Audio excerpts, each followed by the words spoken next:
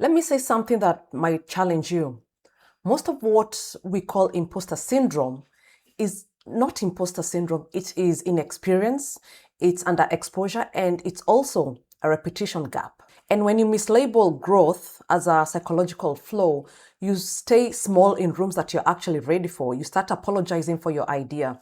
You hesitate before speaking. You watch people who are less prepared but more confident take the opportunities you quietly passed on. If you've ever walked into a bigger space and thought, oh, I don't belong here, stay with me, because by the end of this video, you might realize something surprising.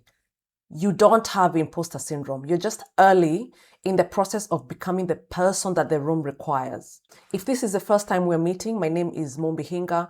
I'm an entrepreneur, a filmmaker, film festival director, and the founder of Success by Design, where I explore how people turn ideas, skills, and lived experience into businesses that create freedom.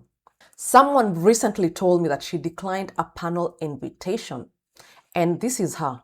15 years in corporate, she's led major projects, strong salary, and a growing side business. But her reasoning was that the other speakers had larger audiences, and she said, I think I have imposter syndrome. No, you're just not used to seeing yourself at that level. And I felt it too. Moving to a new country as a young woman, walking into rooms where I was the only African woman, launching initiatives without any generational backing. Your brain doesn't say you're a fraud. It says this is unfamiliar, and unfamiliar feels unsafe. So what do? We shrink. The term imposter phenomenon was first studied in 1978 by two psychologists, Pauline Clance and Susan Imes, and it described high-achieving women who struggled to internalize success, but somewhere along the way, we turned it into an identity. Now, it's almost fashionable to say, I have imposter syndrome. But here's the uncomfortable truth. Sometimes it's not imposter syndrome. It can be, but sometimes it's not. It's a skill gap or a visibility gap or simply the lack of exposure. Confidence is not a personality trait. Confidence is accumulated evidence. Here's what I want you to do instead of saying I have imposter syndrome. Run an evidence audit. 3 questions. 1, what specific skill am I actually lacking? Second question, what room do I simply need more exposure to? And the third question, what proof have I been dismissing?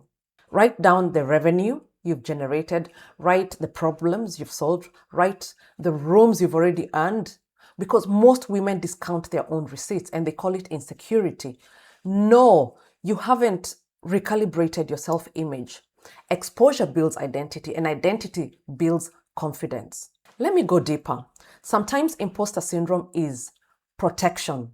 If you claim the identity, founder, CEO, leader, expectations rise and people hold you to a higher standard. So it's safer to say, I'm not ready. Because if you're not ready, you don't have to fully show up. But growth requires exposure. You don't wait to feel confident. You gather evidence until confidence becomes inevitable. Discomfort is not proof that you're a fraud. It's proof that you're stretching, and stretching is how authority is built. If you're committed to stepping into bigger rooms without shrinking, subscribe to this channel, because everything we build here is about helping women think bigger, move smarter, and create freedom on their terms. And that starts by telling yourself the truth.